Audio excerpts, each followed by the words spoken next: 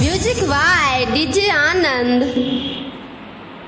तो finally guys आज का ये वीडियो कैसा लगा गाइस? ये जो है टुनटुन यादव और गोल्डी यादव का सॉन्ग था जो कि कामर गीत सॉन्ग था और ये 2025 का न्यू सॉन्ग था गाइस। तो आज से एक डीजे सॉन्ग आना स्टार्ट होगा। डीजे अंत बाबू बिहार नंबर 1 पे। तो आप लोग बोल बम का सॉन्ग लेने के लिए तैयार रहिए। और यदि आप लोगों को कोई भी FLP प्रोजेक्ट चाहिए या नो वॉइस टेक सॉन्ग चाहिए तो आप लोग प्लीज कमेंट कीजिएगा और वीडियो को लाइक कीजिएगा और चैनल को सब्सक्राइब कीजिएगा।